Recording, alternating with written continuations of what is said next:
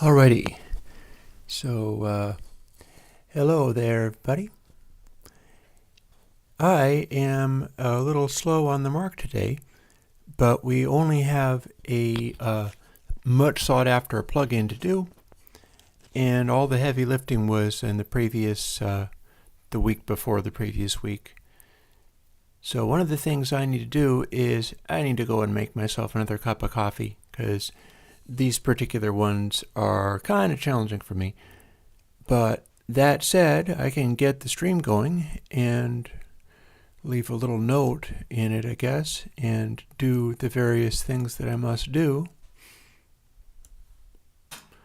Kind of like this. Oh, looks like I've got somebody here already.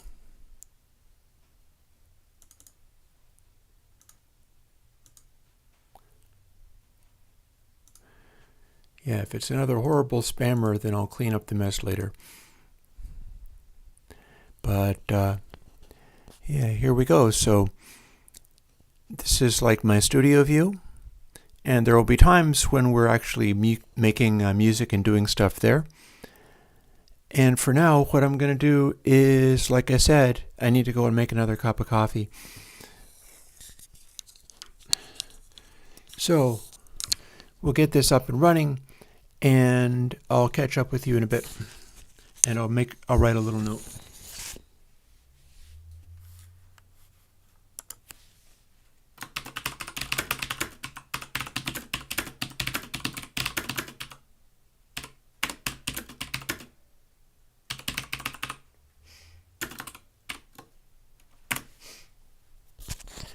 I'll keep checking in. And I have the laptop up too. Also, I have to keep my wood stove going.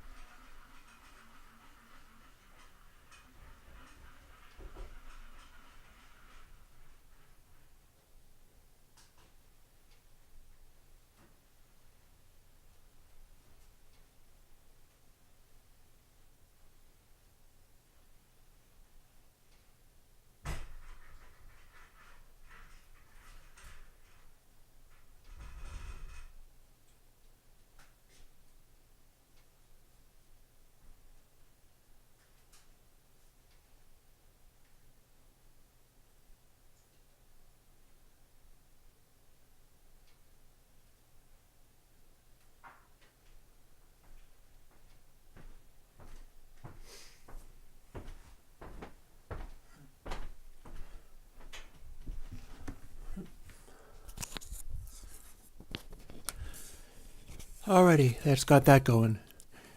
So hey Aaron, hey Andy. I'm doing all right, all things considered. I had a bunch of things going on this morning, which more will be revealed about how well that works. I'm seeing a doctor for something related to the visit I just had. Not in a bad way, more in a like I'm becoming an old man way. And I'm checking on getting the oil change for my car, and I am checking on my internet service provider told me that they were going to crank up the cost of my copper lines enormously, and I wanted to know what they meant by that and what to expect there. And I'm trying to negotiate them letting me have fiber, but I don't know how that's going to go or whether they will. So much is up in the air. And when I reached the garage to get my oil changed and get an inspection for December, they're out with COVID. They got COVID and are only going to be back on the 10th. So there's a thing, and I guess we'll see. This could be a real interesting winter for a lot of people, myself most definitely included, because there is a holiday party at a recovery group that I go to that I'm going to be chairing 3 meetings at, and the state that it's occurring in is like peaking out as far as new COVID stuff is concerned. So I'm getting my booster thingy. That's going to be literally the day before, so I'm probably going to be sick as a dog when doing that actual work, but not in a bad way, more like in a increased immunity way. And we'll see. So for today, I've done those things this morning already, and my water for my coffee is boiling, so I'm ready to go and do that now. And I've got another Z-series filter to do, which hopefully will be easier because I did the heavy lifting for the previous one, and I haven't heard anything about it being broken yet. With luck, it's not. Sometimes when you do something great, you never hear anything about it because nobody has a complaint. We'll see. I'll be back in a moment.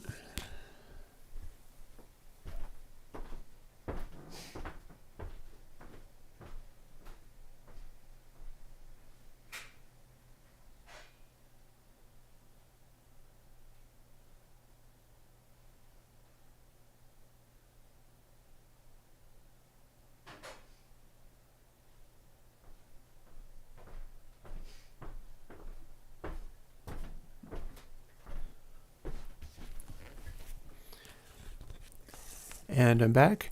This is actually my time measurement device for making my coffee.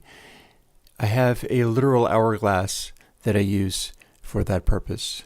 So I'll be jumping up and pouring more water into the coffee when the sand runs out in the autoglass. It's like, yeah, I'm analog time guy, even in terms of making coffee. But it's a fun little thing to have. It's like, it's nice in its way.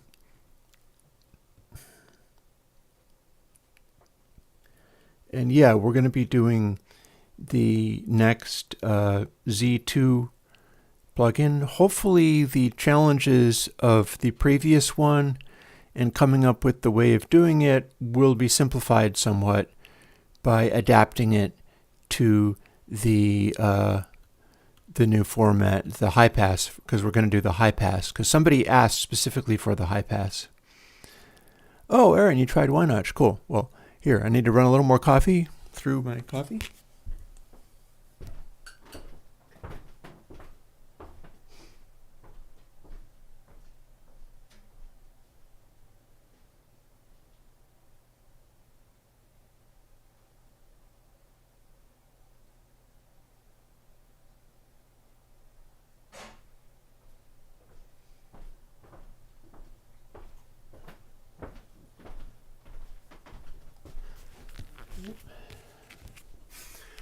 And same deal.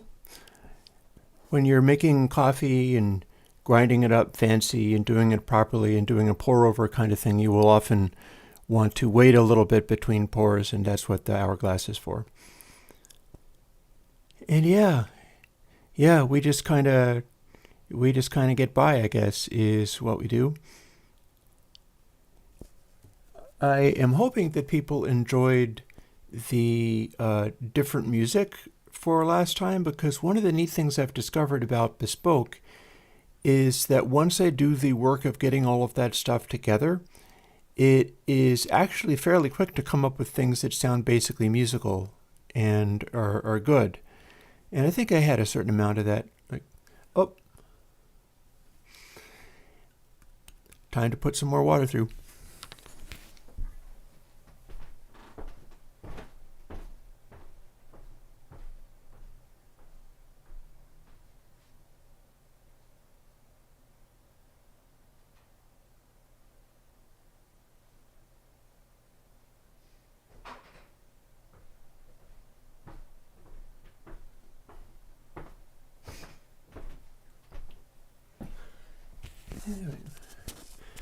Here I am again. So yeah, I'm glad that you liked Why Notch, and it feels to me as if it was a nice little sort of breakthrough, being able to use Bespoke, but run my analog synths into it. Like you can see kind of over here that the Juno there is what I was using for chords, and the, what are they called? Make noise. Ocosts. I had a little noise that was actually two of those, pan hard left and hard right, but you couldn't really tell. And then underneath the chat window is a Moog, and I wasn't using the Moog's filtering. Instead, I was using Why Not for the filtering. And turned out that was a pretty effective sound in its way. And then the drums were my free drum samples, which you can have, run in a Bespoke drum player. And my coffee's ready, so let me go and grab that, and I'll continue talking, perhaps much faster as I have my coffee.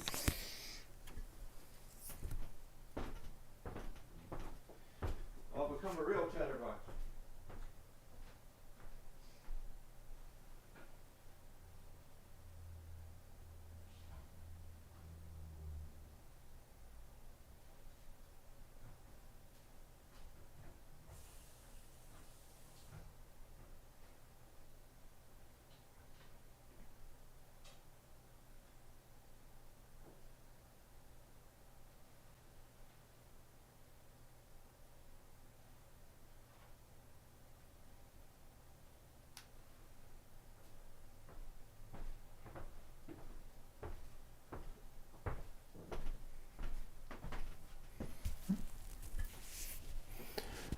Ta-da!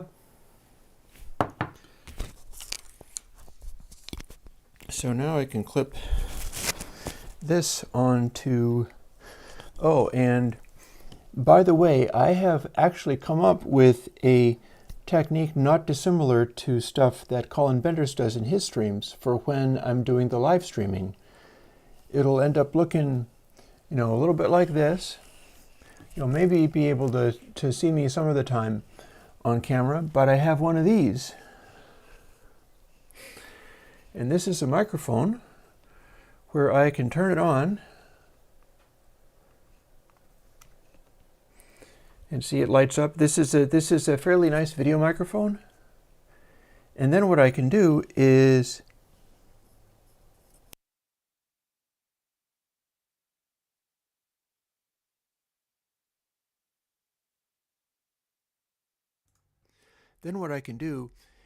turn on this microphone and turn it on the ATEM. And so I'll be able to do music and jams and stuff and create either extended musical things or more the arrangement type things that I'd like to get into. And this won't actually go to the recording.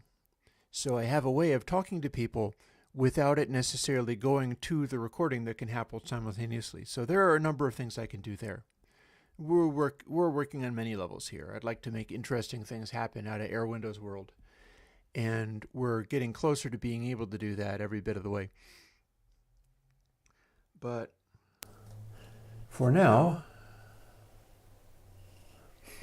let's turn that off, and it's battery powered, so I won't want to use the batteries too much, but that's something that I've frequently seen in Colin's streams, is he's working on this enormous giant modular wall, and he'll periodically turn on a microphone, which presumably is not actually going to the recording, but he's able to talk to chat that way. And so I've made a way for me to be able to do that as well. And we'll see how that goes. Because, yeah, the Why Notch demo was stepping into a world of being able to do things that were kind of neat, and I was able to do some of the compositional stuff that I wanted. Namely, the way it was going was using a lot of different bespoke features to make a modular-like compositional tool, where rather than just having like one drum loop, you'd have several drum loops going simultaneously and be able to step them in and out based on a controller that was turning them on and off as needed. And there are a lot of possibilities doing that. And there's a lot of possibilities with having a basic groove and then having a different groove on maybe a different quantization and overlaying that for certain kinds of sounds. Like I had a consistent beat going on, and then I had a kick hi-hat sting coming in on triplets that was on an entirely separate generator. And bespoke is just, it works really well for that kind of stuff. So I have high hopes for how that might work out. I've also got the synthesizer Surge building on both the main computer and the M1 laptop. So I am also interested in doing that, and I have a version of the software synthesizer Dexid, which I still need to look up how I can make that one run 24-bit output rather than the raw emulation output, because if there is hardware emulation to do, I bet I can do it better than whatever Dexid is doing. And I'd love to be able to defeat the filter in there, which is not really part of it, but you know. Anywho, let's switch over to doing a plugin programming. Ah, yes, Dexid is very cool. And Dexid apparently runs on the M1, so it'll run on the laptop and a remote system for me. And here we are in coding world. Although maybe let's make chat is not being very chatty right now, so let's make you a little bit narrower. You can be more chatty if you like, I don't mind. I feel kind of like what I will be wanting to do, and let's shut that off. I'm feeling kind of like what I might want to do is, and by the way, if anybody's interested in talking about things maybe on a somewhat more personal level, you know, like family issues around the holiday and stuff, I am a willing ear for you because I'm having experiences like that myself. It's always a little bit challenging. And I know that one thing that people struggle with sometimes is having stuff like that happen and feeling like, oh, they're the only people who have challenges of that nature. And they feel like they're very, you know, they're very exceptional and strange, and it's not right, and nobody else has any problems whatsoever, and that's not necessarily so. Like, I am right now having I'm having a somewhat easier December because I've kind of walked away from some family issues that weren't serving me very well, and trying to figure out whether that persists even in every little bit of interaction I might have, which I would hope not, but it remains to be seen. And, you know, these things, the way that kind of stuff works out is you grow up with people and then you fit into the role that you needed to play in whatever your family dynamic was. And that is often a real rut to get stuck in. And sometimes you're playing a role. Like, I know somebody who I'm not going to name, but it's somebody who hangs out on the Surge Synthesizer forum who is going through a hell of a time because the family that they're in is just being, I would say, real abusive and mean. And it's when people are all kind of sick or they're all having problems of whatever kind, but they get to pick one person out as it's your fault. And when that happens, it's not good for anybody, but it's the person whose fault it is who carries all of the weight of those problems, because if they protest, the other people are counting upon being able to blame that person to feel like that they are the okay ones. So it becomes an unhealthy situation. And the lady who was visiting me, who is my significant other, has also got family members like that. And in her case, it's fairly obvious that they are being very toxic and not living healthy and so on and so forth. And it doesn't change the messages that they carry, because they're saying unreasonable things because they need to. They need to say those unreasonable things rather than like look at themselves or anything. And, you know, I've always experienced this. So I have gained freedom from having a really miserable holiday season in exact proportion to how much I walked away from all that. And if I walk away from that, people will say, "Why are you being so upset?" And I'll be kind of like, I wasn't upset until I heard from you. Now I'm getting flashbacks. Please stop. And then they won't. And then, you know, what are you going to do? A funny side note about that is that they're not going to be seeing this because they will not dream of looking at anything that I do that is worth anything or valuable in any way, because it kind of breaks, it kind of doesn't fit with the story that they need to tell. And that is one of the ways that a person becomes a Chris from Airwindows. So if you are suffering through stuff like that, take heart, because you don't necessarily get support from your family at holiday seasons or any other time. But it may be a thing that is making you into the unique you that you need to be. Yep, Groove Q, you are exactly correct. And there's lots of, this is not uncommon at all. There's lots of it about.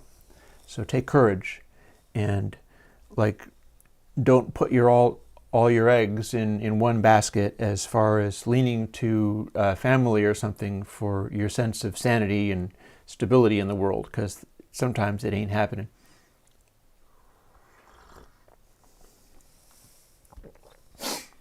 And if it's the messaging that is a problem, then probably the messaging that you get if you politely walk away is also going to be really problematic.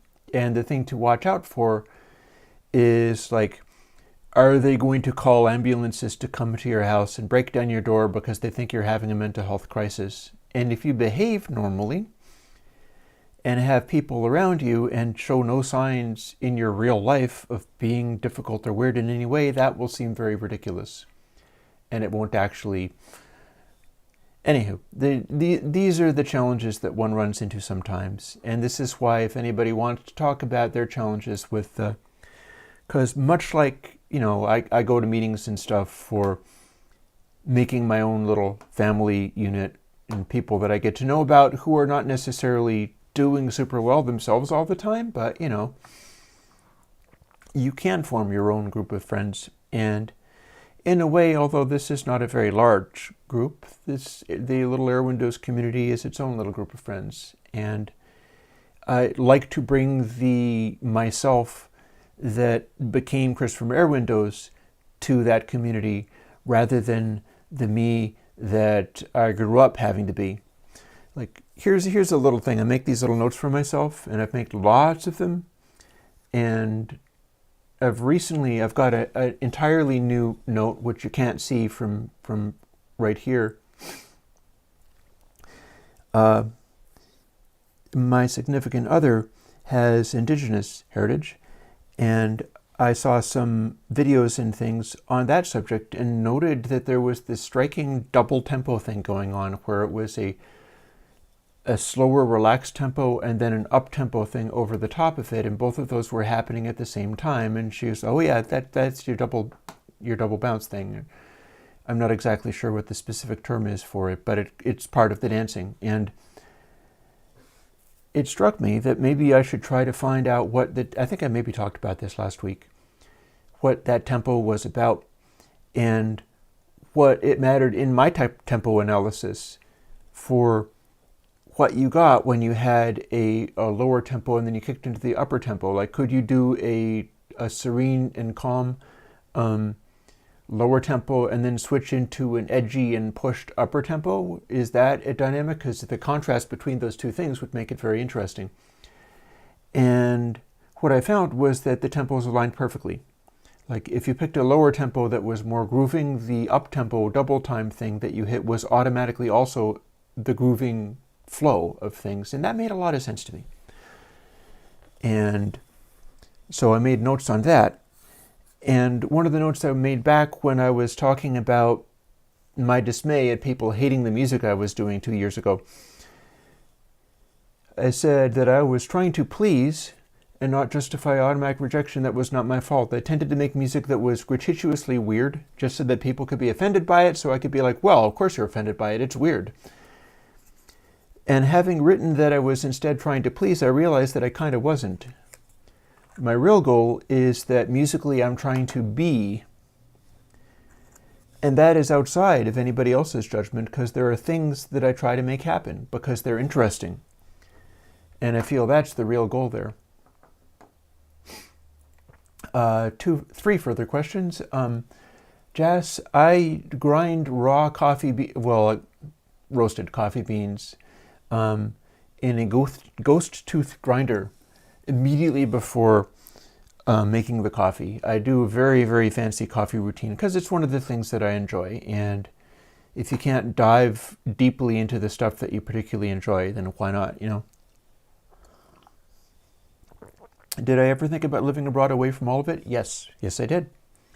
There was a time when I was thinking about moving to the Czech Republic, where the company Bastel lives, because they seem to be having this get together and do modular synthesizer jamming thing that they were streaming, and I thought that was really cool. And I thought that the resources that I had after my folks died and the kids of the family inherited what the parents had and sat upon for many, many years, would probably have gotten me set up in the Czech Republic in a stable way. And the Patreon thing could be anywhere. I chose not to do that because I don't really know anybody from Bastel, and I never struck up any friendships with any of them or anything like that. I respect what they do enormously, though. And currently, it's a thing between, am I finding Canada appealing? And I will be going and visiting there at some point and seeing what that's like. Where in Canada would be appealing is another question. And also the question is whether my lady in Canada might actually like Vermont, which is very Canada-like in a lot of ways. And the climate is very similar and so on. It's a good question, because one of the things that you must understand, especially from an Indigenous perspective of Canada, is that Canada nice is a bit of a lie. It's not really true. It is more your like family dynamics kind of stuff. That's the story that you tell. And if you're white, Canada will be really nice to you. But there is a track record which is rather sketchy about Canada, which means that, you know, by comparison, the United States is not all that horrible compared to it. There's a bunch of really cool things about Canada, and depending upon who you are, there are things that are more questionable going on. And I feel kind of like intersectionality and, you know, what you might call wokeness. You can't be constantly woke about everything at all time. It's inhuman. So the whole thing about that, oh, BC, you say, that's an interesting coincidence. Maybe we can catch up when I'm over there. One of the things about that type of talk is the trick is not to be perfect at all times and always be aware of all things, so much as to try to always be able to be surprised by a viewpoint that's not your own and be able to listen. And that viewpoint might dearly need you to perpetually remember what they have to say, I don't think that's realistic either. I think, if you're able to wake up and hear something that somebody has to say, it's not necessarily a given that you will remain woke forever and never forget the things that you were told. But it's kind of a moral imperative to be willing to wake up again. Like just be willing to not sleep forever is the main thing. And so that relates to what I was saying about Canada, which was interesting to learn about. But like my friend from my sponsor from Texas was like, oh yeah, that's true. That's absolutely true. There's a lot going on there that people don't talk about. But yeah. And to continue answering the questions as they go by, and if I don't actually get to coding the plugin, we probably will. We can probably at least start on it, but the answering the questions is very important to me. Is there a reason why I use this macOS version? Yes, indeed. You can see what the macOS version is. It is 10.6.8, because this is a really old little laptop. It's way before Yosemite. This is Snow Leopard. And the reason I'm using this is because I compile my basic plugins on machines that'll run as far back as this. I am supporting back to Snow Leopard or earlier for working usable computers that you can do music on. I mean, I have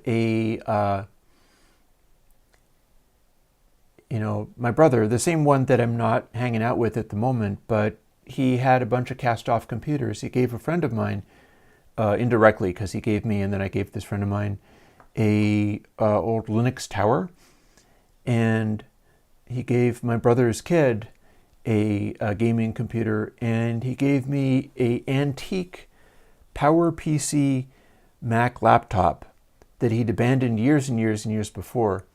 And turns out that will run my plugins, because I'm still compiling these retro ones for PowerPC. And it has digital in and outputs.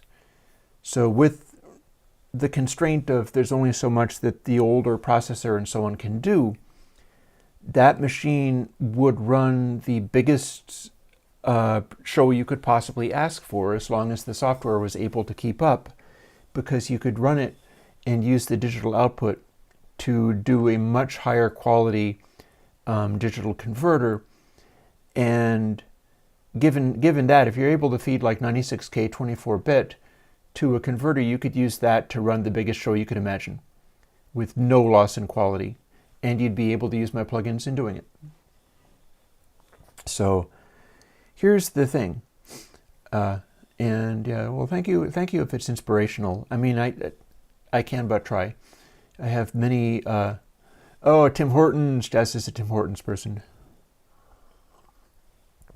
If I do come to BC and visit you, Jazz, I'll bring coffee and stuff, and I'll make you a coffee. Same for you, Mason. And let's see now. So I do care about old systems, but there are sometimes costs to that. Like, there's strong reasons for doing this because it's less wasteful, and it's a way of not getting caught in this sort of mad upgrade cycle, even while I'm also supporting like the M1 machines and so on. But you do end up needing to operate on about 12 different computers at once, because you can't actually program for the one that you see on the new machines. They took away the support for it. So they made it impossible to have one build system and support the older things. They take away the support for the older things.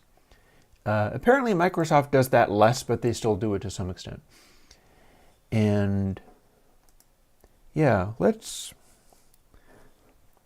actually start doing something, because I have all the space in the world for chatting away like mad and intend to always be doing that. But so ZHighpass2 Mac AU, we're going to kind of run from this one. The Mac that I use as my daily driver is the one that's doing the live streaming. The cameras are connecting into it, and it's the one where the live chat is on. It is a iMac Pro from back in the Intel days, and about as massive as you can get them. I got this just before the M1s came out, which is a bit of a drag. It's the Xeon 18 core, 64 gig of RAM, all that kind of stuff. And the MacBook Pro M1 with 16 gigs of RAM is basically equivalent. I'm not sure whether you could overload it by doing too many things at once, which the Xeon with all the cores might be better at. But for basic normal stuff, the two are fairly equivalent. And the iMac Pro cost an awful lot more back when I got it. But, you know, isn't this always the way that they come out with the new thing and then you have the old thing and it's not as good? So let's start by making a new project. Again, this with CocoaView is what I use to choose between the N2N and the stereo version of the AU plugins. I'm going to want end-to-end, so I'm not going to do the stereo version this time.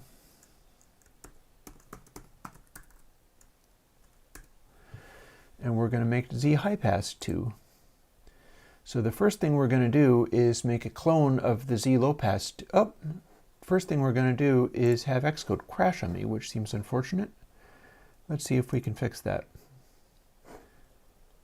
I'm checking to see that the Wi-Fi is off, which normally I'll want it to be off. And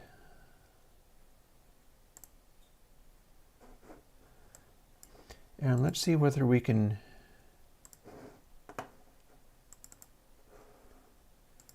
have this stay good or not. It doesn't constantly give me troubles like this, but I guess you'll just keep an eye out and see. So the Z-Low-Pass2 is, instead of ZLOP, it's ZLOQ because it's the next iteration along. And that means that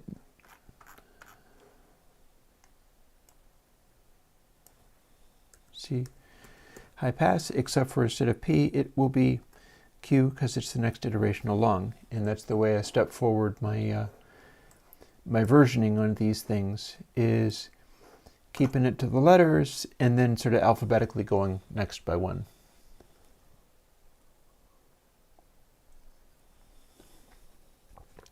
I will have questions in 2022 as to whether there is a convenient way to smoothly add also supporting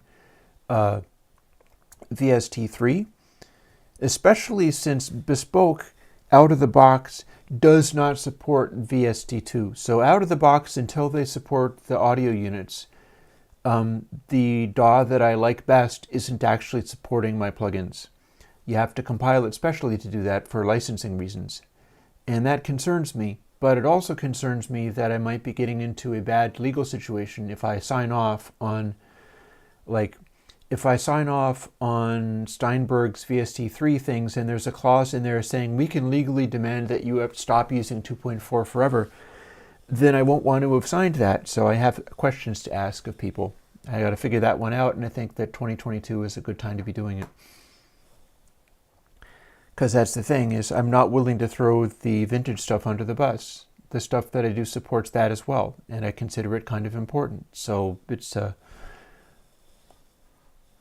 it's always possible for people to take my code base and do whatever they need to do in order to do their own versions of VST3. It's just nobody has done this because that's not really how open source works. It doesn't really happen that somebody is like, oh, I poured all of this to Linux LB2 just because it would be nice. No, people won't. It's too much work for them. I have to do all the work for all the Airwindows things. It's one of the reasons I get paid. In other words, I ask, but that's the thing, is nobody will make the VST3s for you. There are too many of them. For anybody to do it, it's much like making the M1 port, which I did, and nobody was willing to do that for you as well. It was only me. And so I busted my butt and ported hundreds of plugins, and now there is M1 audio unit and M1 VST for Macs. And those are all supported and wouldn't exist if I left it to the community, because it's not, I do not know that VST3 is... That sounds like you're talking about one of the DigiDesign formats or the Avid formats, like Pro Tools stuff or something. I am not being charged anything to do VST 2.4. I just got grandfathered in. I made a legal agreement with them within the deadline that they set, which is no longer available, so nobody in future can do VST 2.4 unless they're pirating it. And that just seems all kinds of weird to me, but I'm not Steinberg. I don't control them.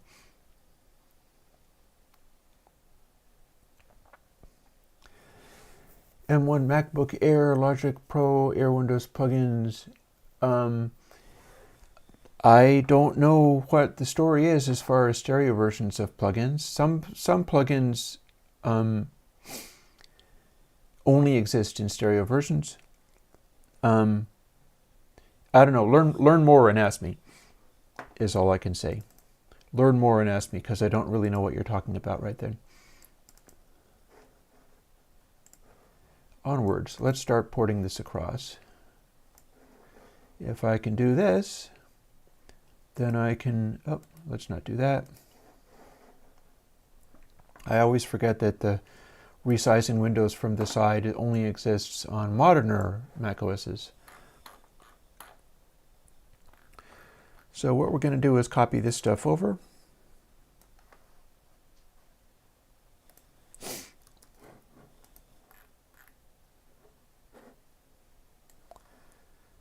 Because this is my base of how I start coding things, and the project for today is not really as tricky as that. It is a little simpler.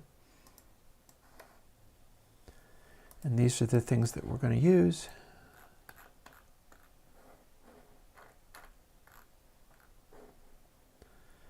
From here on down, all that should be pretty straightforward.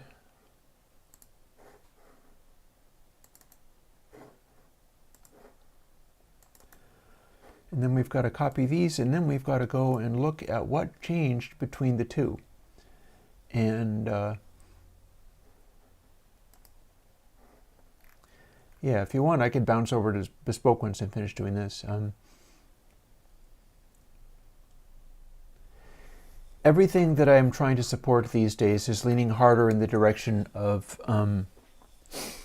open source and free software, which are not exactly the same thing, but they can be very similar. So doing the music stuff, I'm really into my analog things to the extent that I can, but I'm increasingly leaning on stuff like the jam that I did on Why Notch. I put together in the half an hour before going live because I wanted to do something new for the new demo, and it fell together very easily, and big chunks of that are available for free. Like all of the plugins are of course my plugins, and so those are free. It's Patreon supported, and Bespoke is free, and the sequencing and drum playing things are part of Bespoke, and so those are also free. The control surface, this is the Akai MPK 249, and I'm happy with it.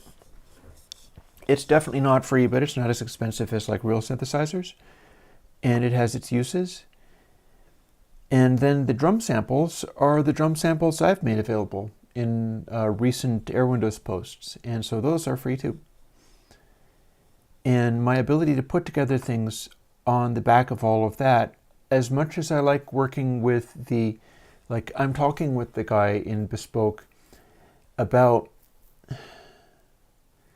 incorporating MIDI clock output for the purposes of being able to feed that, not just to my synthesizers for sounding notes, but I need to be able to feed it to the Eurorack stuff so that I can run its sequencers and have its own things going on and have this whole hybrid system where I might have like interesting stuff going on that's in the Eurorack world. And if I can do that, I could also build like circuits out of CMOS chips. Oh, they work perfectly. Very good. Very good, very good. They're supposed to. The challenge is when you have a non-native DAW on M1, because we've been running into that problem with Surge too, where my stuff in Surge is having fits sometimes when it's being run on Rosetta or something like that. So it's really needing to be running in native is basically how that works. Let's skip over to this because I forgot what exactly I was saying. This is going to be straightforward. We just delete the ones that are not showing up in red, and that matches what we've got. And this is similar. Much like with the VSTs, we're using everything as a 0 to 1 number.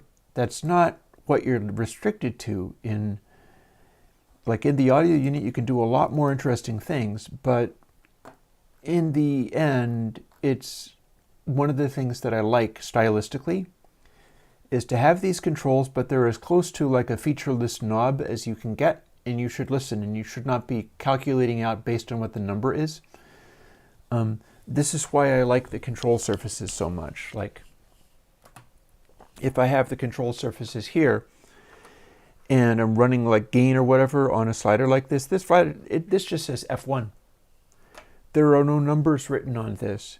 Just like up here, these are assigned to things in my signal chain on the 2-bus. I've got 2 different reverbs, I've got a compressor and an output drive on the compressor and the monitoring thing. And when I use these, there are no numbers. I can't necessarily see what the plugin says, so I'm not being distracted by like, oh, that says 0.50013. Shouldn't it just be 0.5? No, it shouldn't necessarily just be 0.5. That has no meaning. I'm going for what it sounds like, and you get distracted when you look at the numbers. So, the numbers in my plugins are often set up to be just 0 to 1. It doesn't correspond to anything. It has no meaning. Use your ears. And that's a stylistic choice. One that people don't always agree with, and that's fine.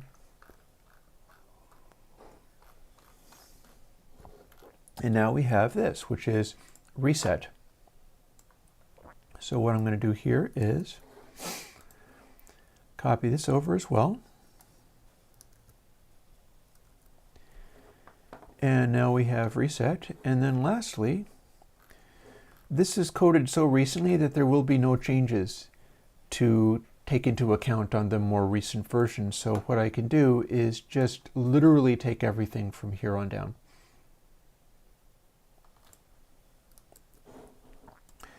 And the stuff that I'm copying in here, it's going to be the same regardless. Like word for word, every little bit is going to be exactly the same. So if I do this, and I paste, then I can technically put ZHighpass2 away and build this. And the way I've got it arranged, remember how I've said before, if these folders here, Public Utility and AU Public, were above AU Source, it might not do this. This just happens to be, one of these days I'll test that. I'm usually thinking of other things, but it's trying to compile this without having compiled any of these. It needed to compile those, so it did that on the way out, and this time it's fine. Because I believe it's working down in the source directory, and it's putting this before the other things, and so... Oh, well, Jess, I might be able to give you an idea on that. Whether to buy Mo Grandmother or Polyvox. You mean a literal Polyvox, like a vintage one? If you're able to buy a literal vintage Polyvox, that might be a desirable choice, especially if it's in good condition, because it's likely to only become more valuable in future. If you're talking about a clone, maybe not so much. The difference between something like a Moog, like the one that I've been thinking about, is the Novation Peak or the Novation Summit, because those are using digital oscillators that are running at an extraordinarily high sample rate, and that's the trick. That is a trick that I've used in the Music Thing modular chord organs that I run. you're able to program those so that they run at a super high sample rate, meaning that they're still like 12-bit output, but they are extremely, you get a very different result out of that. And depending upon, you can make it be a super, super high sample rate, and that's a very good way of naively doing digital waveforms and avoiding certain kinds of aliasing related problems. So I get a real good sound out of those. And the Novation Peak and Summit use a very similar technique, but way more sophisticated, way more smart and sophisticated. And as a result, they have a literal, it's like a virtual analog, except for it's literally analog, except for it's not. And so that's more like a memory Moog sound. That's more like, you know, the Moog that you heard on Gary Newman hits and so on, which is a very different sound from like a Model D Moog. So there's a scale of, sort of distortiness that synthesizers can go through. And you can always put a distortion in the middle. I was recently talking to the Surge synthesizer folks who are doing another version after they've completed their current version. Sadly, they were in feature freeze because there was a filter type that would have been very useful to me, but I'll kind of make do with what I can do. But they have a high-pass filter, and I needed the high-pass filter to be before the saturation, but instead it was after, so I can't actually use it. And distortion inside a synthesizer tone is a very important part of the tone. It's like how you're hitting the filters and things and how those interact. It's one of the reasons that I'm very fond of the Juno. Is the Juno, when you set it up right, you can get a intensely distorted sort of resonant tone, and the nonlinearity in that gives it a really beefy, powerful, it really has its own character. And the opposite of that is like your virtual analogs or something like the Novation Peak or Summit that is inherently a lot cleaner, or the Memory Moog. The vintage Memory Moog is designed by a different person than Bob Moog, and was just a lot more headroom, a lot more clarity, way less distortion in every way. And you step on into the more distorty kind of things, and slightly more distorty than that is, I believe, your what the heck is the name of those things?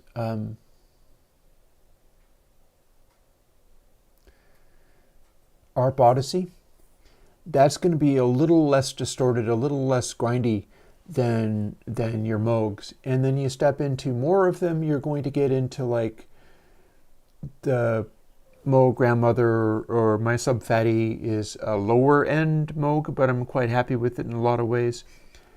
And then you get into like Model D, which is even hotter, even more grind. And then beyond that, you're getting into either Eurorack stuff or you're getting into your Polyvox. And an authentic Polyvox is a very grindy, distorted, grimy synthesizer. It's loaded with analog color.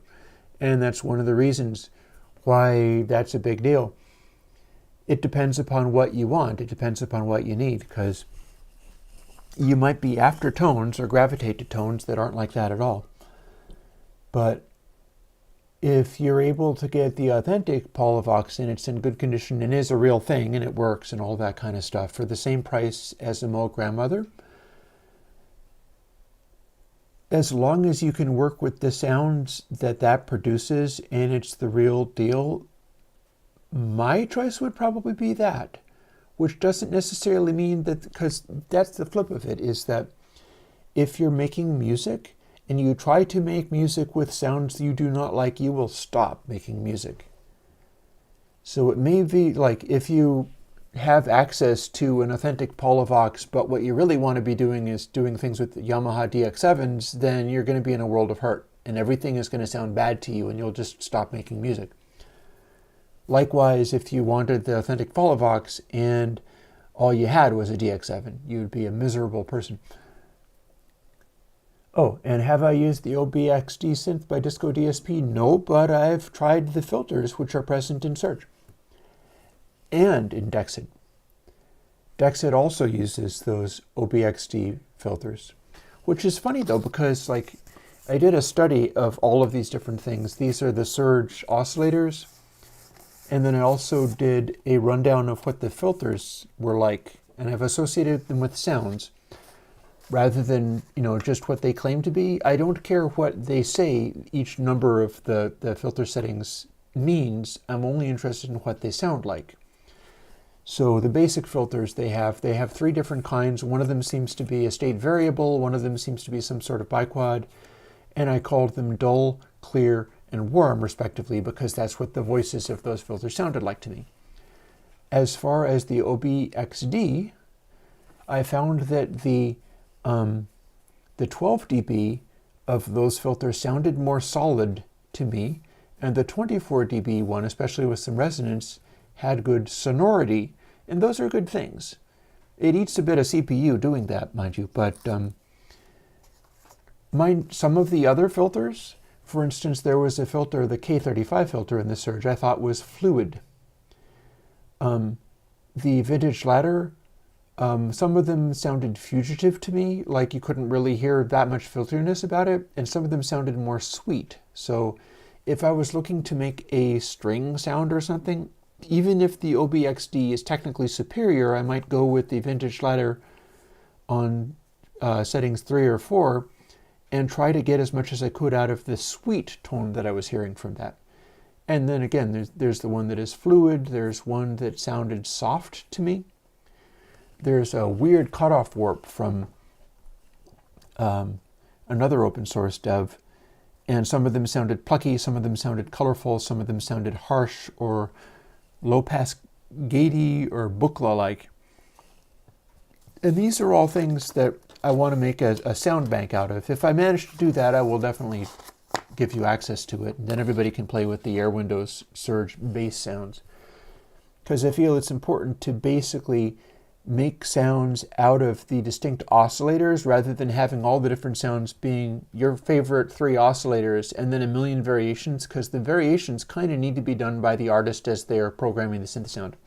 You got to start with something that is a bass and then go, okay, now I want an echo on this, or now I want this kind of decay, or so on and so forth. But you want to have the initial sounds out of the software synth seem as if they are like distinctive instruments in their own right because of the combination of the oscillator and the choice of filter that you apply to it. And there's going to be a correct choice for all the oscillators, I think. I'll be finding those.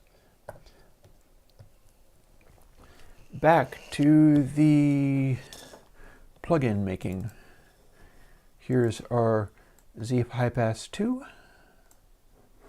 In this version of macOS, you don't have to restart the machine to find new plugins. See, they have some real good qualities to them. And we're going to see whether we have a clone of ZHighpass2, which we should because we just copied it. We're just going to find out whether it works. So here's our Airwindows ZHighpass2.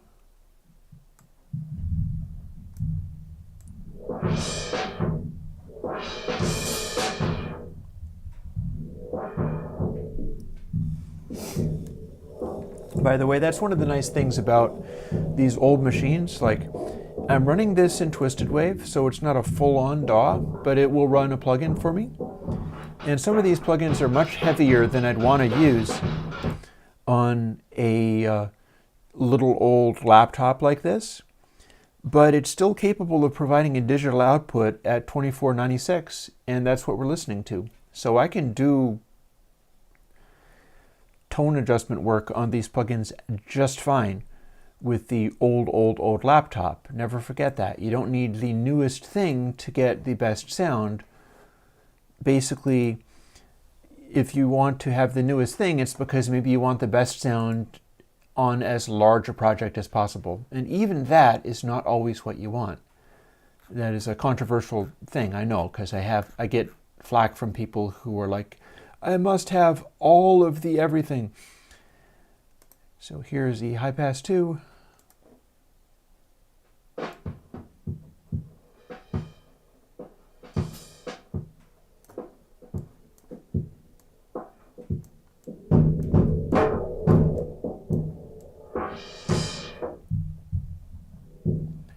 Sounds a lot like ZHighpass to me.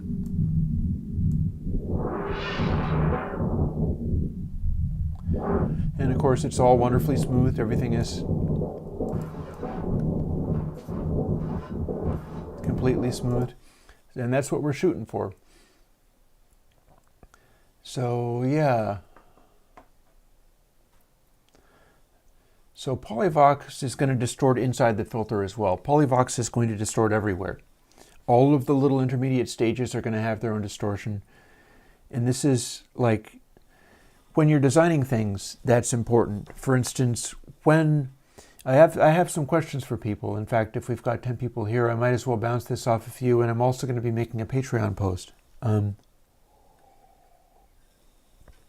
have a number of thoughts going into 2022. One of them is that I think I am winding up hurting myself by having the Patreon be showing the amount, because immediately, no matter what I'm fixing to do with it, no matter whether I'm trying to get fancy equipment and then make free plugins out of it, it doesn't matter if people show up at the Patreon and they go, oh, that dude's making more than me, then they don't join. And nothing else really changes. So I'm contemplating, and I'll ask on the Patreon of patrons, are you guys okay if the income goes dark? Because my estimation of how that kind of thing works, with few exceptions, like I think some of the political podcasts, people just kind of rally around that because they're showing tribal loyalties or whatever, and so it's different. But for making and building things, I think often showing people how much your Patreon is on the Patreon serves you if you're struggling and trying to grow. But if you're trying to grow to do bigger things, you start losing people who would be fine with it, except for that you're sort of rubbing it in their face. And so in that case, it's better to just show how many people are on it. And that would probably become my new recommendation for if you are also doing Patreon, is like, while you're building up to a level, then by all means show people like how starving you are and how little you're making. But if you wind up getting, probably the threshold is minimum wage. Like, if no matter what you're doing, no matter how brilliant it is, no matter how much it's beloved and how helpful you're being, people are probably not going to help you much unless you are making less than minimum wage. And is that reasonable? Well, not necessarily, but it's a thing. It's a pretty normal human reaction, I think.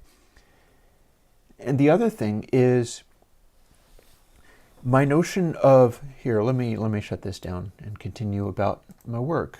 The other thing is I've had this thing going on where I'm saving up for a EMU SB1200 sampler, that being one of the big expensive super fancy samplers, which ironically is just 12-bit, but the one that people really want to have the sound of that one in a plugin. And I'm pretty far away from getting there. I'm probably at least a year away from getting there, but in the course of doing this saving up for gear thing, which I asked my patrons about, they said, we want you to be doing this. What I'm now wondering is whether a more accessible target would be a good thing to do, and then I'll just kind of do stuff as I manage it, because trying to tie it to being over a certain threshold and what I get beyond that goes towards that goal is absolutely not working.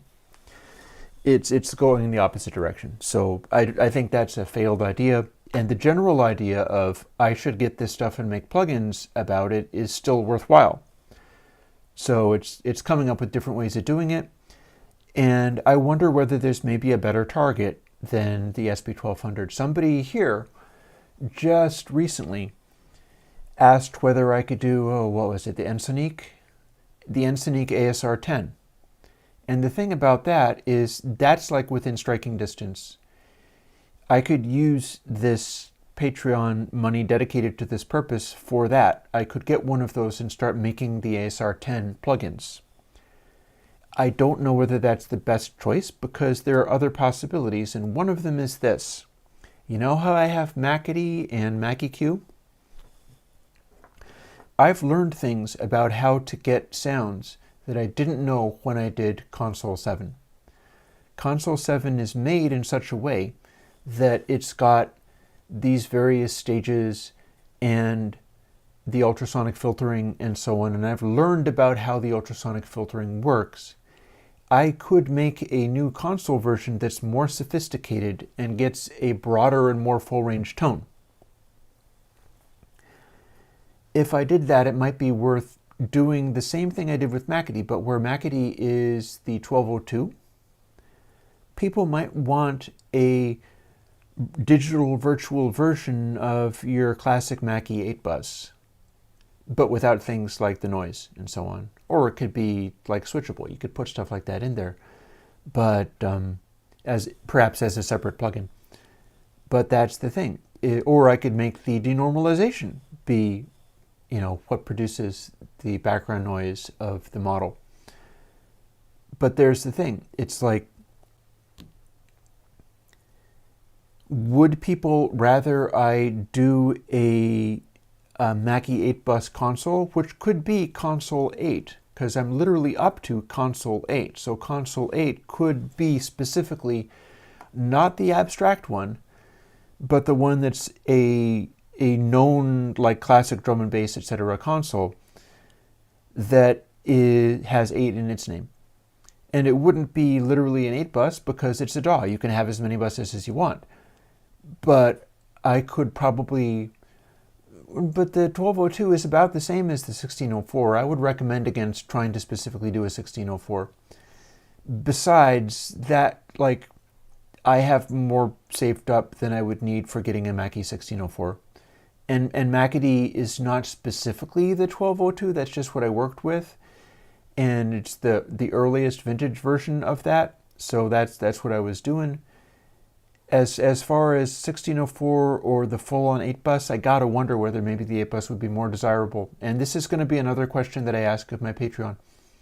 So if you're on the Patreon, then I'll be asking you specifically.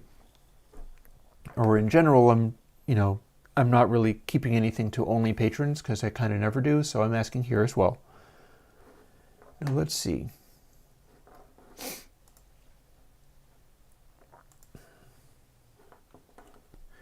Yeah, because that's where things start getting interesting.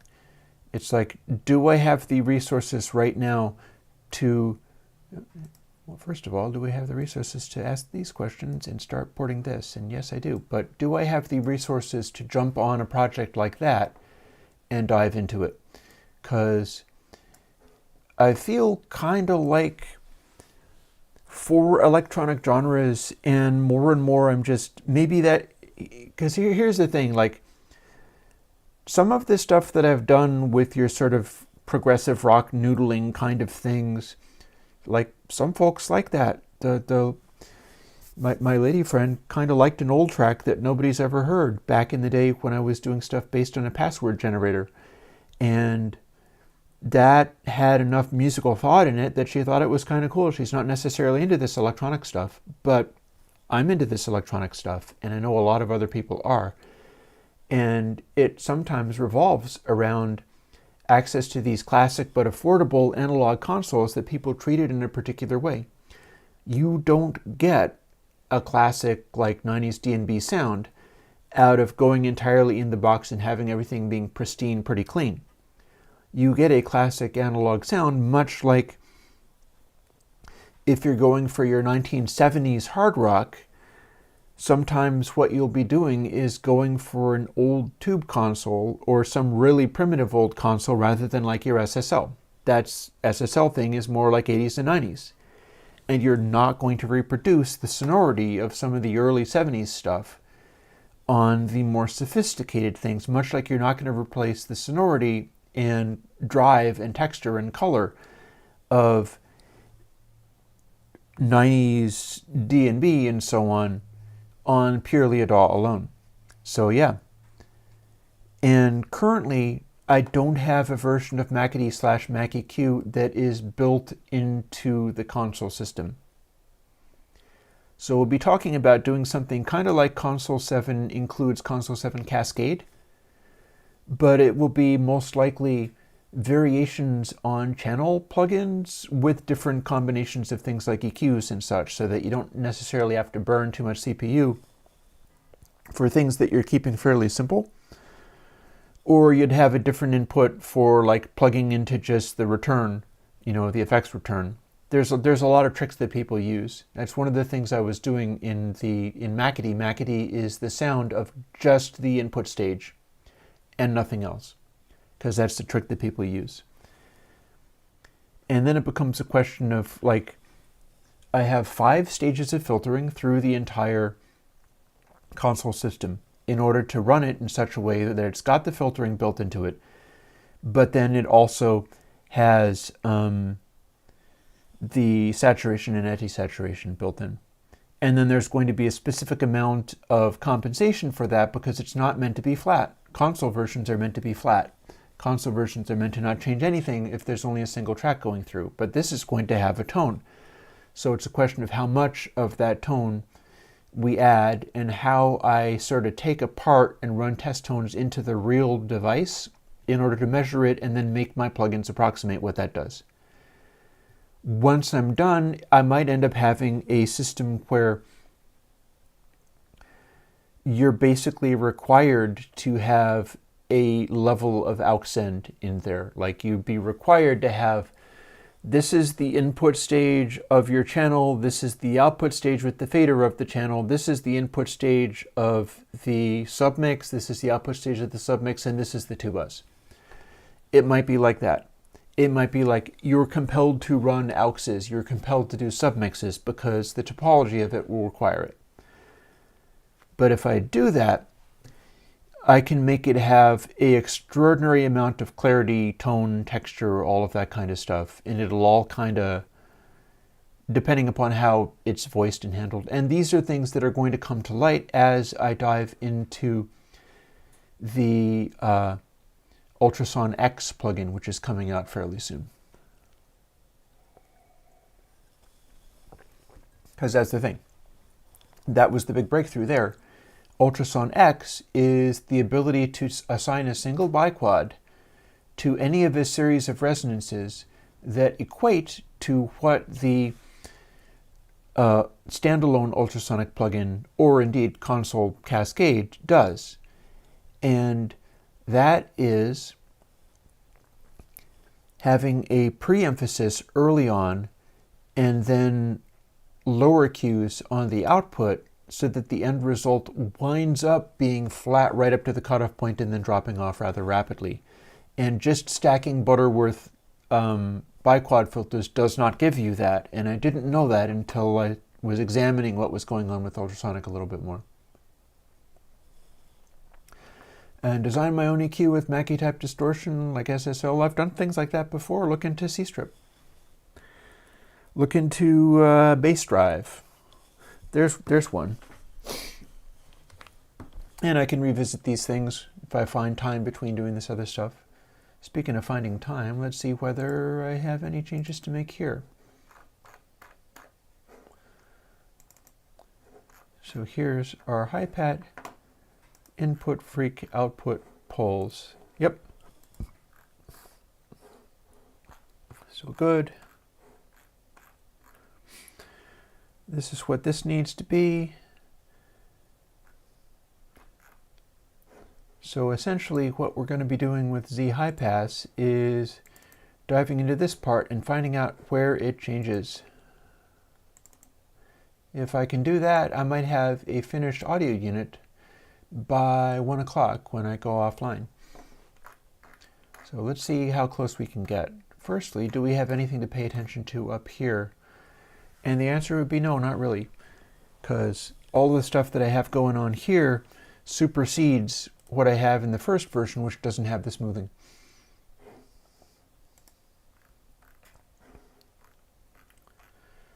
So let's look a little deeper. So this is the one that I need to make be like this one. I immediately see some changes here. So it's not showing me all of the things, but 0 is going to be biquad frequency.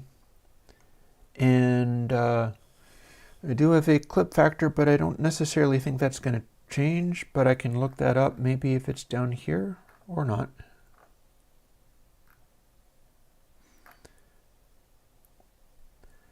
I'll see. I'll have to see whether that's actually very different. Yeah, I already made Mackie Q, but that's not necessarily the same thing as the Mackie 8 bus. I think the 8 bus has like 3 bands. The vintage 1202 that I used only had 2 bands, and that's what I made. But that's going to be very different from the 3 band. So let's see.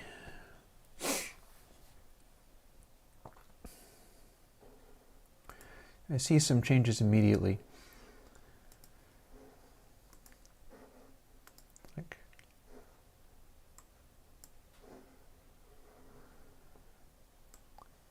Let's just copy this whole thing right over. Parameter 2, yes, yes.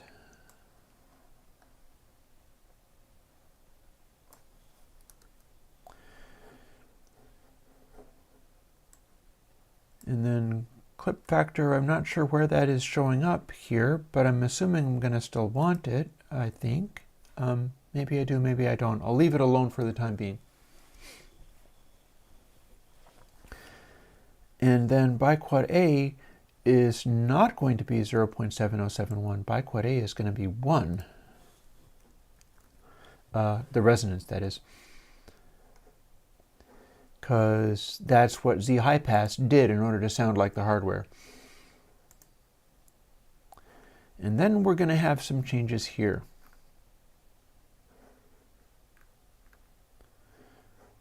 So we've got, actually it's right here that I'm going to be looking at.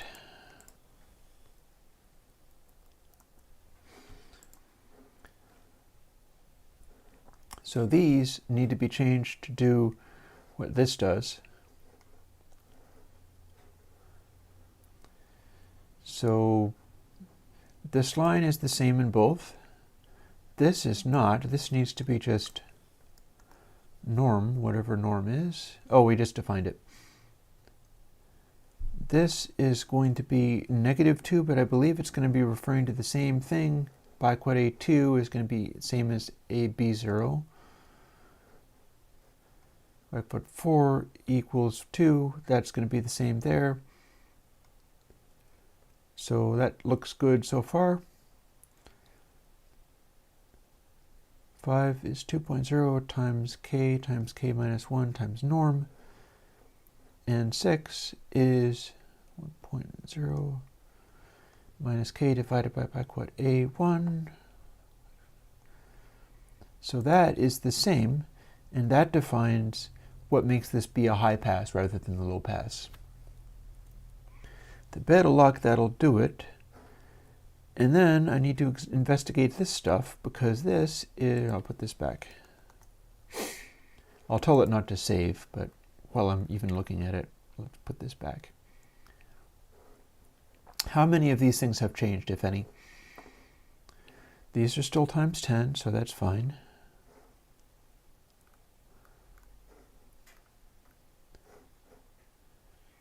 Wet power times 2 seems about right.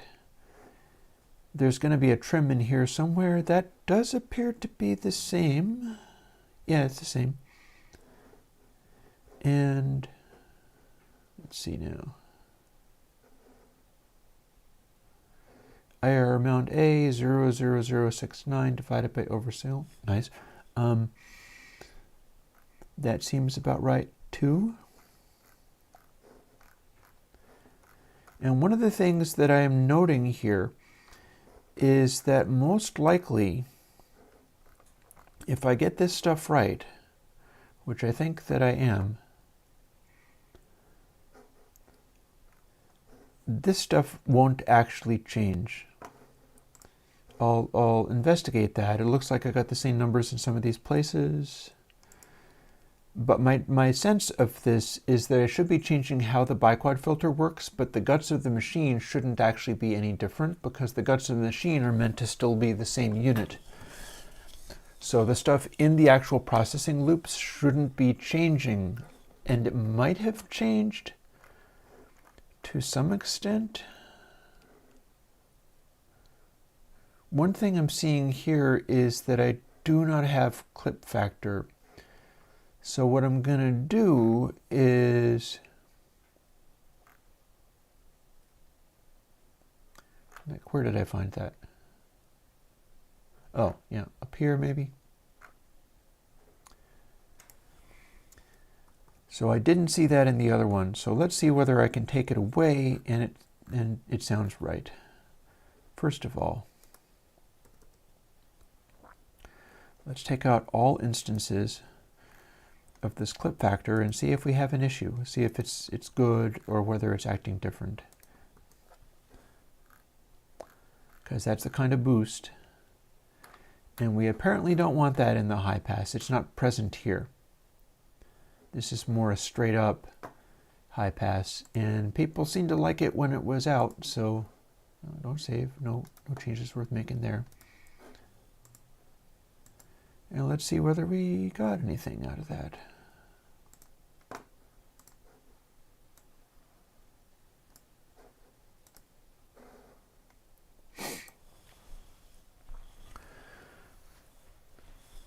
On into this, and now let's check out what the previous high pass did.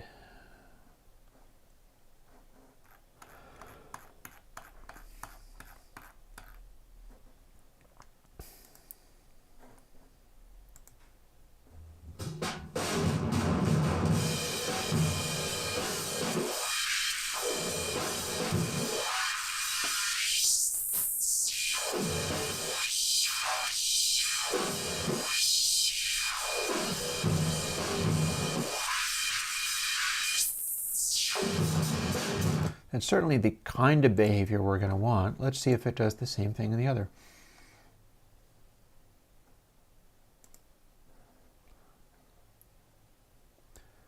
Looks like roughly the same there.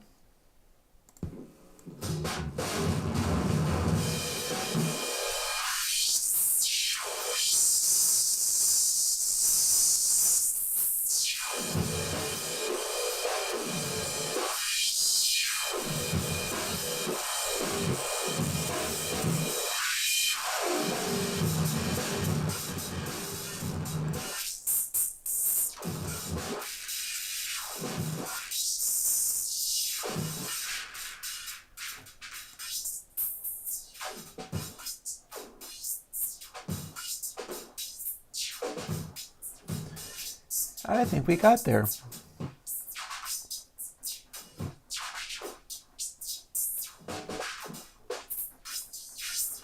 We definitely have that workable range of behavior.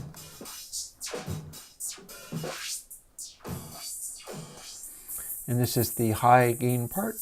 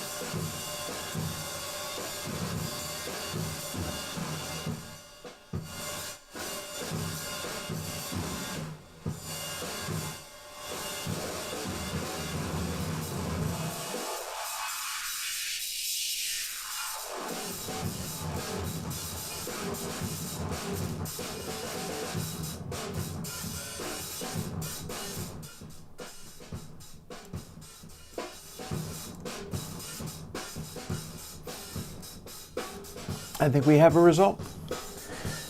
With a bit of luck, the making of the VST will also be pretty straightforward, and then we will have ZHighpass2, and we're well on our way to getting all the Z filters done that way. And I was able to answer questions while doing it, so that's all good.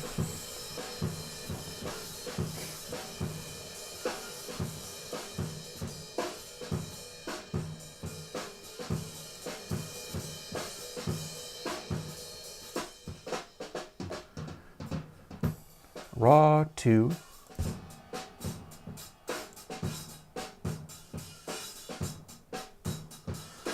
A little beefier.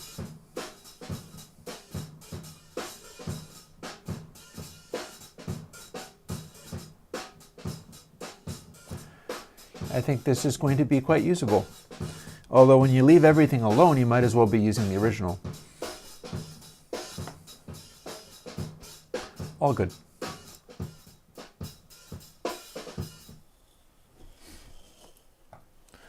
Cool beans. We will call that a result. So yeah. On that note, if folks have more questions, this will be a fine time to ask them. I'm going to formulate my ideas around the questions I'm going to be asking my Patreon, such as I've already mentioned.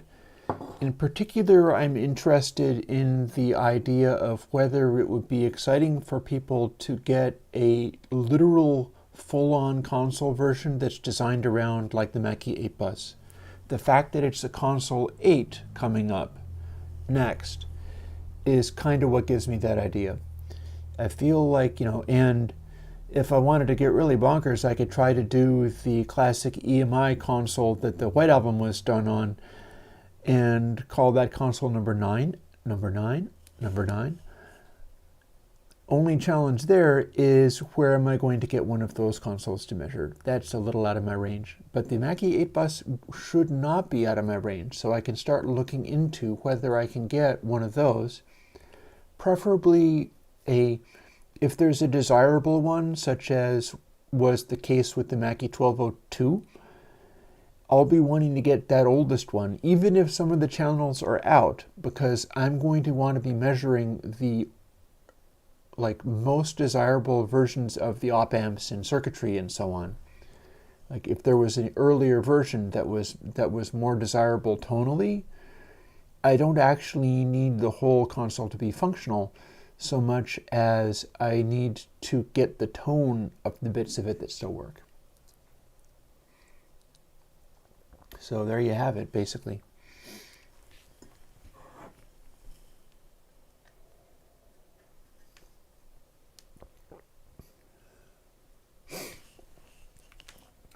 On that note, I think we're probably doing pretty good. I'm looking forward to putting out the high pass because I think this is what needed to happen, and somebody was asking for that next, so the high pass can definitely be the next. Then there will be the band pass, which will have its own qualities of usefulness, and then there will be the notch. And I think I'm calling them notch rather than calling it like the phaser or whatever, but it's modeled after trying to make the sound of the phaser. And yeah, coming along fairly good. I have some hopes that during this week, I may very well dive back into the studio stuff now that I've tried various things. For instance, check this out.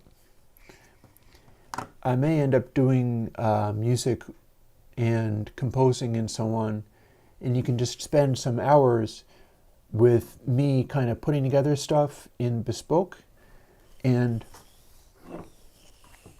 like grabbing this microphone to talk into the system without it necessarily being recorded. And I've just been evolving all of that stuff in such a way that I can start doing it properly. One of the things that sometimes happens if you're doing creative stuff and making things, that if your systems are not in place, so the beginning of it or the doing of it is just not right. Sometimes that's a bit of a downer. It's slows you down as far as diving into the thing and doing lots of it.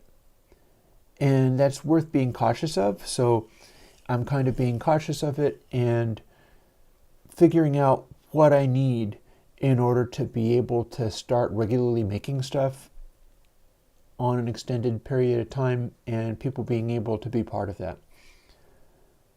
And again, sometimes I feel like the music making streams can be a little bit boring, but that doesn't necessarily always become a problem for people. In a way, it becomes a problem for me, because if I'm streaming for, 8 hours at a stretch, that takes a little long. I'd like to speed things up a little bit and be able to produce results more quickly. And two, if I outlast everybody, there winds up being like nobody left in the stream, and that's it makes me feel sad. So I need to be able to dial things in before everybody just runs off. Because if I'm making music and it's taking 8 hours to get to where I'm like laying the guitar tracks, that's all very interesting. But if there's nobody watching the stream, why am I bothering to stream it in the first place? And so it's a work in progress. These things are evolving. And my hope is with the bespoke and the real studio stuff and so on, that I can combine it together in such a way that it's a more amusing experience, and it gets me results quicker, and it's also more fun to share, and it's more fun to watch. We'll see. I will find out whether that is a reasonable goal by attempting it, because sometimes that's the only way you can find out whether something is a reasonable goal, by attempting it. And then you see how it goes, and if it didn't turn out to be reasonable and it tires you out or whatever, you like shut down for a few weeks or months or whatever, and then come back when you have a new thing to try. And it's as simple as that. So if we have any final questions in chat, I'm game to hear them, although sometimes I wonder whether maybe I should be putting the chat latency to a lot faster. I think that hurts the encoding of the video stream, but it'd be nice to have a quicker reaction to things. Jess will watch 10 hours if it's on your day off. That's fair. Can't ask any fairer than that. Really, the thing is mostly about, like, if I'm doing a stream for 10 hours, am I doing something that you enjoy hanging out for? I don't need like interaction and so on. What I'm wanting is that it is some use to somebody.